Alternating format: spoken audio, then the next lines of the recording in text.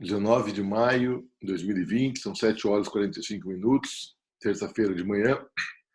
Vou fazer um resuminho para os alunos aqui sobre as diferenças entre lei complementar e lei ordinária, tá? Para ficar bem claro na cabeça de todo mundo. Se alguém tiver alguma dúvida, alguma colocação, façam, por favor. Esse é o momento, tá ok?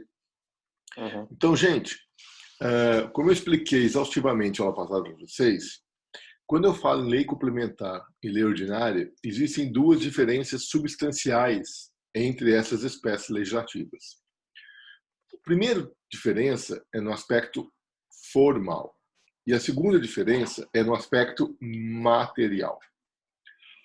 No aspecto formal, nós temos a sequência da numeração, né, que a sequência da numeração de uma lei complementar é diferente da sequência de numeração de uma lei ordinária, mas mais importante do que isso, nós temos que a lei complementar, para ser aprovada, demanda que esteja votos favoráveis da maioria absoluta, tá? E a lei ordinária requer apenas maioria simples. Então, olha só, o que é a maioria absoluta? É a maioria do número de membros da Casa Legislativa. E a maioria simples, ou relativa, é a maioria do número de presentes à sessão de votação. Nós sabemos que as casas legislativas têm um número definido de membros, mas quando se inicia uma sessão de votação, nem sempre todos os membros estão presentes. É claro que existe um quórum mínimo para que a votação se inicie. Agora, se eu quiser aprovar uma lei complementar, independente do número de presentes à sessão de votação, eu sempre vou precisar da maioria do número de membros da Casa Legislativa.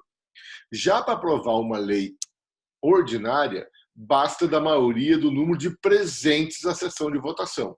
Ou seja, para se aprovar uma lei complementar, é mais difícil, requer um rigor formal maior do que para aprovar uma lei ordinária. É muito mais fácil você aprovar, você revogar e você alterar uma lei ordinária do que uma lei complementar. Então vejam que a lei complementar acaba gerando uma maior segurança jurídica, porque para ser aprovada e para ser revogada demanda um quórum mais específico. E assim sendo, o que faz a Constituição Federal? Ela elenca algumas matérias e diz que aquelas matérias, eu, Constituição Federal, quero conferir a essas matérias uma segurança jurídica maior. A Constituição Federal, alguns assuntos, principalmente aqueles assuntos que dizem respeito à organização do Estado, tá? O que ela fala? Ela fala, esse assunto só pode ser legislado por lei complementar. Somente lei complementar pode tratar desse assunto. Quando a Constituição faz isso, quando a Constituição reserva aquela matéria ao trato por lei complementar, a Constituição acaba conferindo uma maior segurança jurídica naquele assunto. Por quê? Porque aquele assunto só pode ser tratado por lei complementar, que requer um quórum mais específico, e segundo, porque aquele assunto já não pode mais ser objeto de medida provisória, que é o nosso próximo assunto aí. Estão entendendo? Então, vejam, uma coisa está atrelada na outra, ok? A lei complementar, formalmente falando, requer um quórum mais específico que a lei ordinária, maioria absoluta. E isso confere maior segurança jurídica. Então, a Constituição vem e fala, ó, determinadas matérias só podem ser tratadas por lei complementar. Consequentemente, tais matérias não podem ser tratadas por medida provisória. Assim, eu acabo conferindo uma maior segurança jurídica para esses assuntos. Tá ok? Entendido, gente? Beleza? Estou resumindo toda a aula. Se eu fizesse esse resumo na aula passada, vocês não iriam entender, entendeu? Mas como vocês tiveram a aula passada, agora vocês escapam. Bom, aí vem uma questão que é muito importante. Lei complementar, por ser aprovada por maioria absoluta, é hierarquicamente superior à lei ordinária? Lei ordinária pode revogar lei complementar? Pode uma lei ordinária aprovada por maioria simples revogar uma lei complementar que foi aprovada por maioria absoluta? Então, como eu disse na aula passada para vocês, né, logo de início, quando a lei complementar foi instituída na Constituição de 67, na verdade, a lei complementar foi instituída na Constituição de 46, a emenda 17. Só que na Constituição de 67 é que se estabeleceu essa diferença formal do quórum. Então, quando esse quórum diferenciado foi instituído, a doutrina logo correu e falou: opa, jamais uma lei ordinária poderá revogar uma lei complementar. Por quê? Porque um instrumento aprovado por maioria simples não pode revogar um instrumento aprovado por maioria absoluta. Ok? Independentemente da matéria que se trate a lei complementar. Ou seja, a princípio, entendia-se que a lei complementar jamais poderia ser tocada por uma lei ordinária ou por uma medida provisória. Por quê? Em função do quórum, em função do aspecto formal. Não se admitia que uma lei aprovada por maioria relativa revogasse uma lei aprovada por maioria absoluta. Esse foi o primeiro entendimento da doutrina e esse foi o primeiro entendimento da jurisprudência dos nossos tribunais, que acabou sendo sumulado pelo STJ, como eu falei para vocês, súmula 276. Ok? Acontece que a doutrina evoluiu e a jurisprudência acompanhou essa evolução doutrinária. Por que a doutrina evoluiu? Porque a doutrina virou e falou assim: olha, gente, a lei complementar no aspecto formal, que tem sequência diferenciada e é aprovada por maioria absoluta, se ela não tratar de uma matéria reservada a ela, essa lei complementar ela é complementar apenas no seu aspecto formal. Não é lei complementar no seu aspecto material. Aí, nesse caso, ela pode sim ser revogada por lei ordinária. E, nesse caso, uma medida provisória pode sim suspender a sua eficácia. Porque, veja, é a matéria reservada à lei complementar que não pode ser objeto de medida provisória. Agora, se a lei complementar tratar de uma matéria não reservada a ela, tudo bem, isso não é inconstitucional. Só que essa lei complementar é complementar apenas no aspecto formal, não é complementar no aspecto material. Como ela não é complementar no aspecto material, ela pode sim ser revogada por lei ordinária e pode sim ter a sua eficácia suspensa por medida provisória. Entenderam isso aí? Sim. Dúvida aí? E aí, gente, vocês vejam que não faz muito sentido, então, a gente falar que lei ordinária é superior à lei complementar. Ambas são leis, ok? Só que a lei complementar, quando ela é complementar no aspecto formal e material, ela não pode ser tocada por uma lei ordinária. É isso. Agora, se ela é uma lei complementar apenas no aspecto formal, nada impede que ela seja tocada por uma lei ordinária. Tá ok? Aliás, se pensássemos de forma diferente, nós estaríamos conferindo ao Congresso Nacional, via lei complementar, poderes para reservar a matéria, tudo bem? Lembra que nós vimos na aula passada? Né? Código de Defesa do Consumidor. É matéria reservada à lei complementar? Não. Se o Congresso Nacional vai lá e cria uma lei complementar dispondo sobre defesa do consumidor, se você adotar a tese de que agora só uma outra lei complementar pode revogar essa, você acaba conferindo poderes ao Congresso para, via lei complementar, reservar uma matéria a ser tratada por lei complementar. E, na verdade, o entendimento é que quem pode reservar uma matéria ao trato por lei complementar é só a Constituição Federal. Ou se o Congresso Nacional quiser reservar uma matéria para ser tratada por lei complementar, ele que altere o texto da Constituição. Tudo bem, gente? Alguma dúvida? Não, por enquanto não. Esse que é o ponto agora que eu queria chegar com vocês. Agora, eu posso ter uma lei ordinária superior a uma lei complementar? Eu posso ter uma lei complementar superior a outra lei complementar? O que vocês acham? Eu posso ter uma lei ordinária superior a uma outra lei ordinária?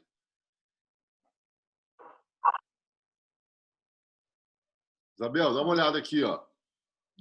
Esse quadrinho aqui é o quadrinho. O que eu ensinei nesse quadrinho com vocês aqui?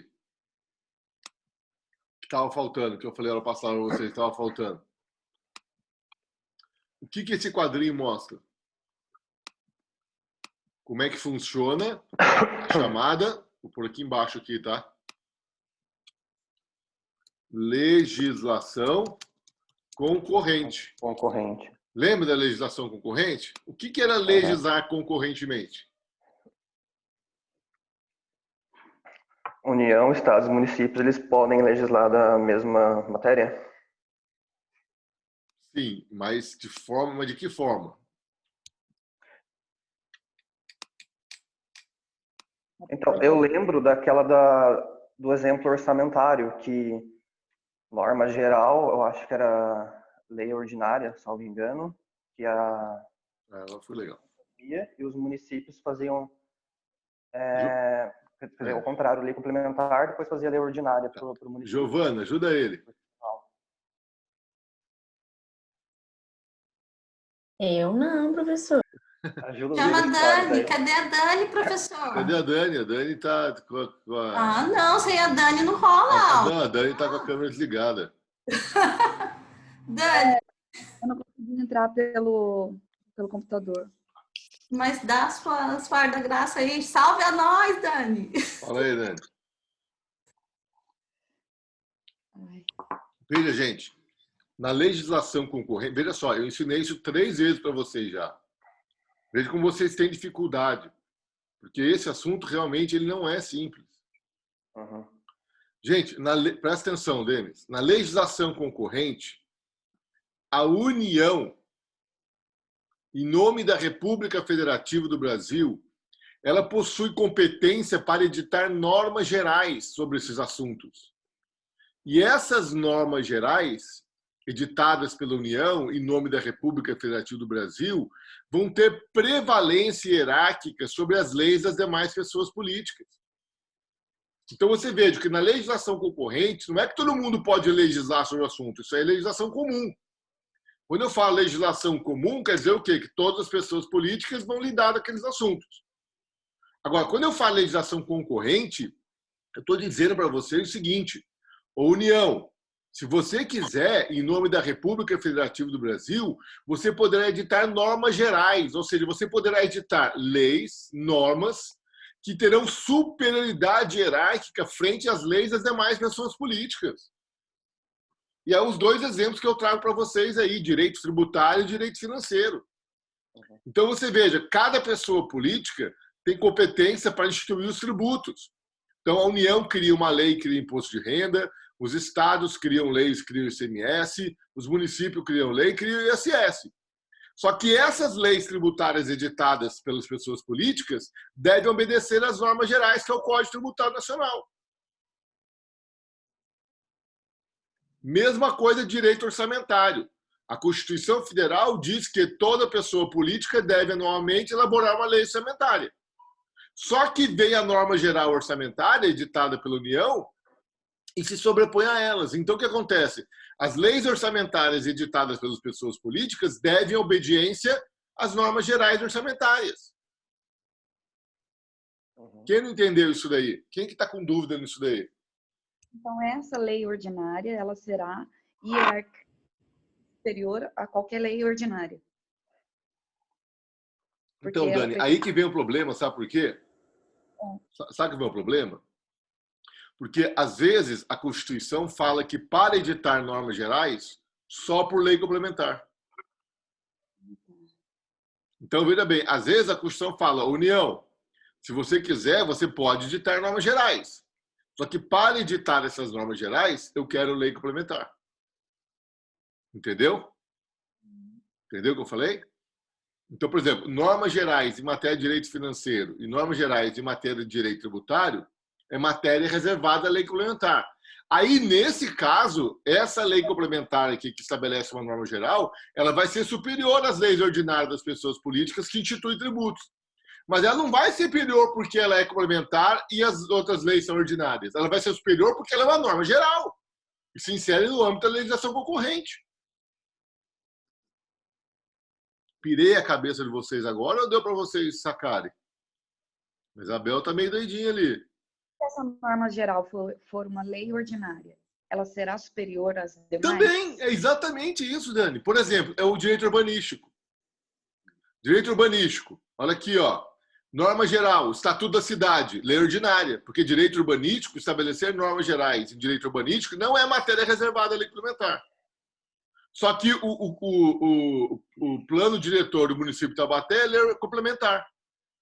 Então, olha só, eu tenho uma lei complementar municipal inferior a uma lei ordinária federal. Por quê? Porque uma tem fundamento de validade na outra. É isso que o professor Souto Mauro Borges fala. Uma norma é superior à outra quando aquela que é inferior tem fundamento de validade naquela que é superior. E é isso que está acontecendo aqui, entendeu? Entendi. Então, vou dar outro exemplo para vocês. Existe um tributo chamado Imposto sobre Grandes Fortunas. A União, se quiser, ela edita o Imposto sobre Grandes Fortunas. Só que isso é matéria reservada à lei complementar. Então, veja só. Se a União criar uma lei complementar instituindo o Imposto sobre Grandes Fortunas, essa lei complementar vai ser inferior ao Código Tributário. Concorda comigo?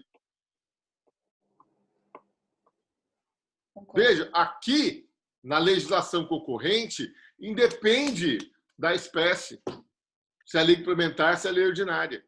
Aqui o que me interessa saber é se é norma geral ou não, entendeu? Porque se for norma geral, sempre vai ter prevalência.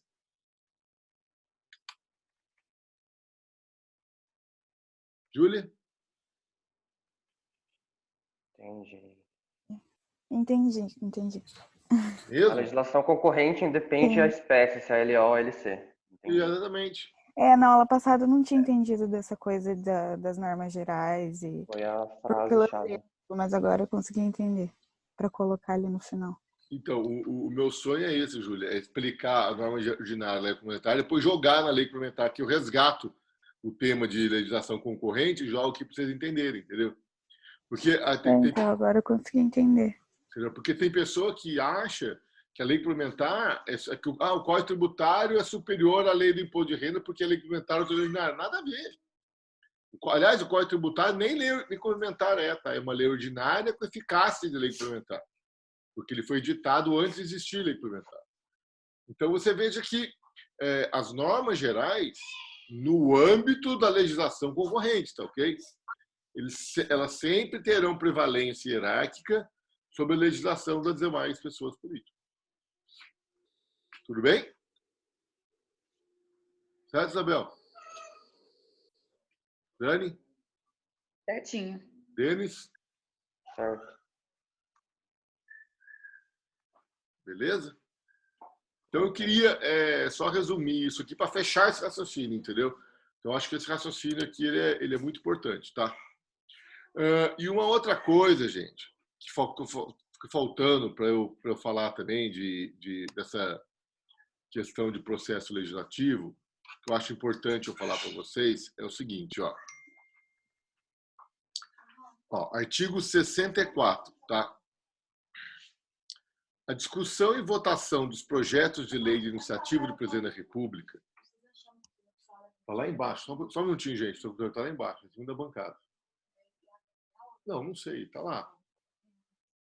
Então, olha só. A discussão e votação dos projetos de lei de iniciativa do Presidente da República, Supremo Tribunal Federal e tribunais superiores terão início na Casa dos Deputados. Então, a Câmara dos Deputados é a casa iniciadora por excelência, certo? Agora, presta atenção, ó. O Presidente da República poderá solicitar urgência para apreciação de projetos de sua iniciativa. Então, olha só. Sempre que o Presidente da República exercer a sua iniciativa e propor um projeto de lei, ele pode solicitar ao Congresso Nacional que esse projeto de lei, tá, siga um regime de urgência. O que é esse regime de urgência? É medida provisória? Não é. Não é o regime de urgência e medida provisória, é outro regime, tá? Uhum. Então, olha só. Se no caso do parágrafo 1º, a Câmara dos Deputados e o Senado Federal não se manifestarem sobre a proposição, cada qual sucessivamente em até 45 dias, sobrestar-se-ão todas as demais liberações legislativas da Casa, com exceção das que tenham prazo constitucional terminado, até que se ultime a votação. A apreciação das emendas do Senado pela Câmara far-se-á no prazo de 10 dias, observado quanto mais o disposto no parágrafo anterior. Vocês lembram daquele negócio de casa iniciadora, casa revisora? Lembram disso? Sim. Tá nesse... Eu tenho esse slidezinho que eu fiz para a aula de hoje aqui, ó, que é o slidezinho de medida provisória. Aqui, ó. Ele pode ajudar a gente. Está aqui, ó. Então, olha só. Projeto de lei de iniciativa do presidente da República. Casa iniciadora? Câmara dos Deputados. Câmara dos Deputados. Se a casa iniciadora aprovar o projeto, ele é remetido para a casa revisora, certo? Se a casa revisora alterar o projeto, mas com alterações, as alterações voltam para serem analisadas pela casa iniciadora. Lembra disso? Sim. Tá. Qual é o prazo que o Congresso tem para fazer isso? Ele não tem prazo. Tá? Projetos de lei estão tramitando no Congresso há 20, 30, 40 anos. Tá? O Código Civil ficou 25 anos lá, quer dizer, não há um prazo estabelecido. Agora, se o presidente da República, ao propor um projeto de lei, ele requerer que esse projeto de lei seja analisado sob o regime de urgência, aí o que vai acontecer? A Câmara vai ter 45 dias para analisar esse projeto de lei. Analisar e votar. Se a Câmara não votar esse projeto de lei em 45 dias, o que acontece com ela? Fica sobrestados os demais votações. Tá. Como é que chama isso? Não lembro. Trancar a pauta. Tranca a pauta. Tranca a pauta. Tudo bem? Trancar a pauta. Se no caso, parágrafo 1º, a Câmara não se manifestar sobre a proposição em até 45 dias, sobrestar-se-ão todas as demais deliberações legislativas da respectiva casa, com exceção das que tenham prazo constitucional determinado. Então,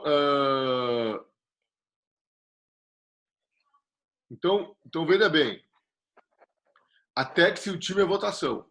Então, olha só que interessante, gente. Aqui, o presidente da República enviou um projeto de lei para o Congresso. É vontade dele, hein? Se ele disser que ele quer que o Congresso analise em regime de urgência, a Câmara tem 45 dias para fazer essa análise. Fez a análise, passa para o Senado. O Senado ganha mais 45 dias. Se o Senado não terminar de votar em 45 dias, tranca a pauta do Senado. Agora, se o Senado votar com alterações, as alterações voltam para a Câmara. Aí a Câmara tem 10 dias para analisar essas alterações. Ou seja, regime de urgência que o presidente da República solicita para análise de uma lei, o Congresso tem 100 dias para analisar esse projeto de lei. Se em 100 dias não terminar a votação no Congresso, eu acabo trancando a pauta do Congresso nessas situações, entenderam? Então, olha só. O presidente da República propôs um projeto de lei, remeteu para a Câmara dos Deputados. Quantos dias requereu o regime de urgência? Quantos dias a Câmara dos Deputados tem para aprovar esse projeto? 45. Se não aprovar em 45, tranca a pauta da Câmara. Tranca a pauta da Câmara. No momento em que a Câmara aprova, remete para o Senado, abre novo prazo para o Senado apreciar o projeto. Tá ok? Quanto tempo o Senado tem para apreciar o projeto? 45 de novo. 45. Se não analisar em 45, tranca a pauta do Senado. Senado votou com alterações. Volta às alterações para análise da casa iniciadora. Quantos dias eles têm para analisar as alterações? 10 dias. 10 dias. Vejam vocês aqui que eu tenho 3 prazos distintos. 45 para a casa iniciadora, 45 para a casa revisora e 10 para a casa iniciadora analisar as alterações feitas pela casa revisora, tá ok? Na medida provisória, o prazo para trancar a pauta é de 45 dias ininterruptos, tá? É diferente. Na medida provisória, o prazo para trancar a pauta é 45 dias. Se em 45 dias o Congresso Nacional não terminar de votar a medida provisória, ele tranca a pauta da casa onde ele estiver. Pode falar dele. Daí tem a votação na Câmara, vai para o Senado, volta para a Câmara. Daí, se não votar nesses 10 dias na Câmara, tranca a pauta do Congresso? É Não, isso? da Câmara. Da Câmara. Da Da tá. Câmara. Do Congresso inteiro, não. Não, porque o Senado cumpriu o seu papel, né? Tá, ok. O Senado não pode ter sua pauta trancada em função de algo que a Câmara deixou de fazer. Tá, ok. É o Rafa, não, Maple 2020. Maple com M maiúsculo. Tudo bem? Uhum. Então, olha só. Os prazos do regime de urgência de um projeto de lei é diferente da medida provisória, tá? Da medida provisória, mandou para o Congresso 45 dias. Aonde ela estiver, no 46º dia, ela vai trancar a pauta. Tá? Sim. Tudo bem? Onde ela tiver, em qual dia? No 46º dia.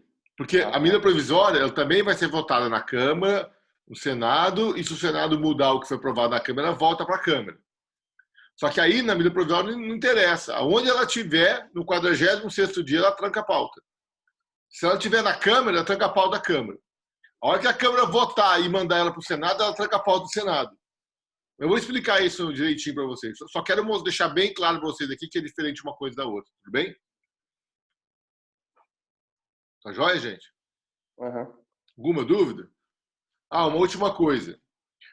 O presidente da República ele não pode solicitar regime de urgência do Congresso Nacional quando for projeto de código, tá? Então, Código Civil, Código de Processo Civil, aí ele não pode. Se ele fizer uma proposta, se ele propor um projeto de lei, mas seja um código, aí ele não pode pedir regime de urgência. Tá bom? Tranquilo. Pessoal, eu vou fechar agora a aula que... deixa eu fechar aqui.